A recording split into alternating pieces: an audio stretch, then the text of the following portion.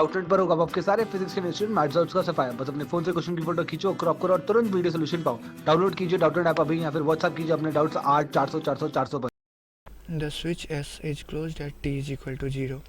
हमें दिया हुआ है कि इस फिगर में इस स्विच को टी इज इक्वल टू 0 पे हम लोग क्लोज कर रहे हैं। ठीक है। The capacitor C is uncharged. जो कैपेसिटर दिया हुआ है हमें सी के रूप में, ये वाली, ये इनिशियली अनचार्ज्ड है, but C naught has a charge Q not.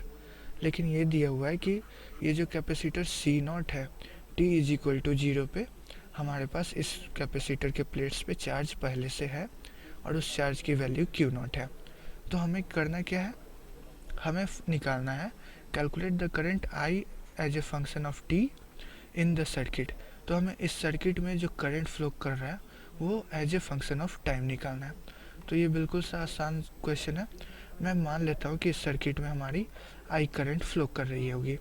अब इस आई करंट के फ्लो करने के कारण इस पे तो पहले से चार्ज क्यू नॉट था, लेकिन चूंकि करंट फ्लो हो रहा है तो इसका मतलब कि इस कैपेसिटर के प्लेट्स पे अब चार्ज में चेंजिंग देखने को मिलेगा। अब ये चार्ज इंक्रीज करेगा या डिक्रीज करेगा ये इस इंस्टेंट पे हम लोग नहीं कह सकते। इनफैक्ट हमने यहाँ पे करंट का डायरेक्शन ये माना है, अगर यहाँ पे इस कैपेसिटर के थ्रू क्यू नॉट चार्ज के कारण अगर पोटेंशियल डिफरेंस ज़्यादा हो जाएगा, ठीक है, जाइज से, तो करंट का डायरेक्शन इनफैक्ट रिवर्स हो जाएगा।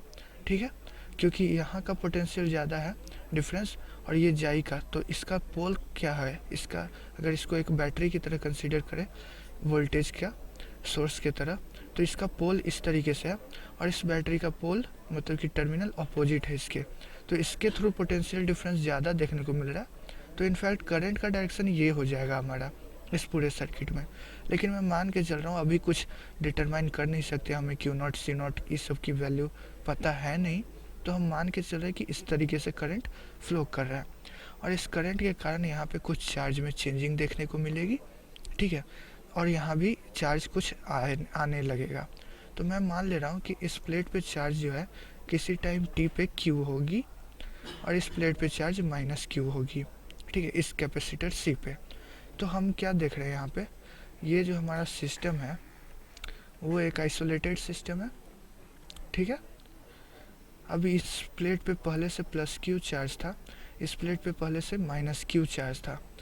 ठीक है, तो हम लोग यहाँ से मान लेते हैं कि बाद में किसी टाइम टी पे इस प्लेट पे जो चार्ज है वो एक्स है। तो हम लोग क्या लिख सकते हैं, इस आइसोलेटेड सिस्टम का जो चार्ज था वो तो कंजर्व्ड रहेगा, तो X plus Q is equal to minus Q naught हम लोग लिख सकते हैं। तो यहाँ से हमें मिल जाएगा X is equal to minus Q naught minus Q, यानी कि अल्टीमेटली इसको लिख सकते हैं हम लोग minus Q naught plus Q. ठीक है, मतलब कि इस प्लेट पे हमारा जो चार्ज होगा इस पॉजिटिव प्लेट पे किसी टाइम टी के बाद वो चार्ज हो जाएगा क्यू नॉट प्लस क्यू, और इस प्लेट पे जो चार्ज हो जाएगा वो हो जाएगा हमारा निगेटिव वाले प्लेट पे minus of Q naught plus Q. ये किसी टाइम टी पे चार्ज होगा। ठीक है, तो अब हम लोग क्या कर सकते हैं, यहाँ से हम लोग सीधे किरचॉफ्स लूप लॉ का इक्वेशन लिखेंगे और उसके बाद सॉल्व करने की कोशिश करेंगे। तो किरचॉफ्स लूप लॉ का इक्वेशन में लिखते हैं, तो यहाँ से मिलेगा plus G I minus I into R. फिर यहाँ से कैपेसिटर से पोटेंशियल ड्रॉप देखने को मिलेगा और वो कितना होगा Q naught plus Q by C naught. फिर यहाँ से इस कैपेसिटर से भी पोटेंशियल ड्रॉप देखने को मिलेगा, ये हो जाएगा minus Q by C is equal to 0। अब यहाँ से एक चीज़ तो है कि ये जो आई है इसी के कारण इस पे चार्ज एक्स्ट्रा क्यू आ रहा है और इस प्लेट पे भी चार्ज एक्स्ट्रा क्यू आ रहा है। मतलब कि हम लोग यहाँ से आई इज इक्वल टू क्या लिख सकते हैं, D Q by D T. हमें इस इक्वेशन में, इस क्वेश्चन में करंट निकालना है, चार्ज निकालने की ज़रूरत नहीं है। अगर charge as a function of time निकालना होता तो यहाँ पे हम लोग क्या करते, आई की जगह पे D Q by D T से रिप्लेस करते और इक्वेशन को सॉल्व करते। ठीक है, उसमें सॉल्व करने के दौरान क्या होता कि जो इक्वेशन हमारा मिलता है उसको इंटीग्रेट करना पड़ता है आपको। ठीक है, क्यू के रिस्पेक्ट में, क्यू और टी के रिस्पेक्ट में, फिर वहाँ से आप सॉल्व कर पाते हैं। लेकिन यहाँ पे हमें current as a function of time निकालना है, तो हम लोग ऐसा इक्वेशन चाहेंगे जिसमें करंट हो और इंटीग्रेशन वाला जो चीज़ हो, मतलब कि हम लोग ऐसा टर्म्स को इंटीग्रेट करें जिसमें करंट और टाइम इन्वॉल्व हो। तो उसके लिए हम लोग क्या कर लेते हैं, इस इक्वेशन में सिंपली आप डिफ्रेंशिएट कर दो इस पूरे इक्वेशन को विथ रिस्पेक्ट टू टाइम। तो डी जाई बाई डी टी तो जीरो हो जाएगा, ये वाला टर्म क्या हो जाएगा, minus of D I by D T into R. ठीक है, ये term with respect to time सारे टर्म्स को डिफ्रेंशिएट कर रहा है। तो यहाँ से क्या हो जाएगा, ये term minus Q naught by C naught था, दोनों कांस्टेंट है, डिफ्रेंशिएशन जीरो। फिर अगला टर्म होगा minus Q by C naught, इसको आप डिफ्रेंशिएट करोगे तो क्या मिलेगा, one by C naught minus one by C naught into D Q by D T. फिर इसको आप डिफ्रेंशिएट करोगे तो ये आपको क्या देगा, ये आपको देगा D Q by D T और यहाँ पे वन बाई सी साथ में, this is equal to zero. तो ये इक्वेशन हमारा इस तरीके का आ गया। अब आपको पता है D Q by D T क्या है, आई के इक्वल है। तो हमारा जो इक्वेशन होगा वो हो जाएगा R D I by D T is equal to, ये हो जाएगा हमारा one by C naught plus one by C minus में इंटू आई। ठीक है, यहाँ तक कोई दिक्कत नहीं। अब इस इक्वेशन को बस इंटीग्रेट करके सॉल्व करना है। D I by I is equal to, ये टर्म हो जाएगा कितना हमारा, C plus C naught by C naught into R नीचे में, और फिर ये डी टी वाला टर्म है, माइनस भी था एक डी टी।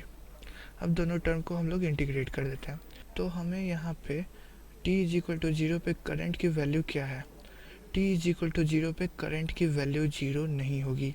ऐसा क्यों, क्योंकि आप इस सर्किट में देखो t is equal to zero पे दोनों कैपेसिटर्स पे जो चार्ज है वो जीरो नहीं है, इस पे कुछ चार्ज होगा। ठीक है, इस वाले प्लेट पे कुछ चार्ज है और इस वाले प्लेट पे चार्ज नहीं है। तो हम लोग किरचॉफ्स लॉ से निकाल सकते हैं T is equal to zero के सिचुएशन पे कितनी करंट फ्लो कर रही होगी। ठीक है, तो उसके लिए हम लोग आई नॉट एक सिंबल दे देते हैं T is equal to zero के करंट को। तो यहाँ पे हमारे इक्वेशन में क्या होगा कि ये T is equal to zero पे मैं मान ले रहा हूँ कि आई नॉट करंट फ्लो कर रहा था, और T is equal to T पे हमारी करंट की वैल्यू आई है। ये आई नॉट हम लोग निकाल लेंगे बाद में। ठीक है, तो यहाँ से अब आप इसको इंटीग्रेट करोगे तो ये टर्म आ जाएगा आपका L N I by I naught. ठीक है, इन इज इक्वल टू इस साइड आ जाएगा आपका minus C plus C naught by C naught R into T. अब यहाँ से जब आई की वैल्यू निकालोगे आप as a function of time, वो आ जाएगा आपका I naught into E to the power minus C plus C naught by C naught R into T. ठीक है, ये हमारा फाइनल इक्वेशन हो गया। अब हमें आई नॉट की वैल्यू निकालनी है। तो आई नॉट की वैल्यू निकालने के लिए हम लोग क्या देखेंगे कि इस सर्किट को कंसीडर करते हैं T is equal to zero के सिचुएशन में केवीएल लगाते हैं। ठीक है, आई के जगह पे मैं आई नॉट कंसीडर करता हूँ कि आई नॉट फ्लो कर रहा है सर्किट में। तो हमें मिलेगा प्लस जाई minus I naught into R, इस रेसिस्टर से पोटेंशियल ड्रॉप। फिर यहाँ से जो पोटेंशियल ड्रॉप होगा वो कितना होगा, minus Q naught by C naught is equal to zero. तो यहाँ से इस इक्वेशन से हमें आई नॉट की वैल्यू मिल जाएगी, और वो कितनी होगी, I naught is equal to हो जाएगा जाई by R minus Q naught by R C naught. ये हमारी आई नॉट की वैल्यू हो जाएगी। तो इस वैल्यू को आप पुट कर दो तो हमारा फाइनल इक्वेशन क्या आ जाएगा, आई इज इक्वल टू आ जाएगा जाई by R minus Q naught by R C naught into E to the power minus C plus C naught into T by C naught into R. तो ये हमारा current निकल गया किसी भी टाइम टी पे as a function of time. ठीक है, तो ये हमारा फाइनल सॉल्यूशन हो गया।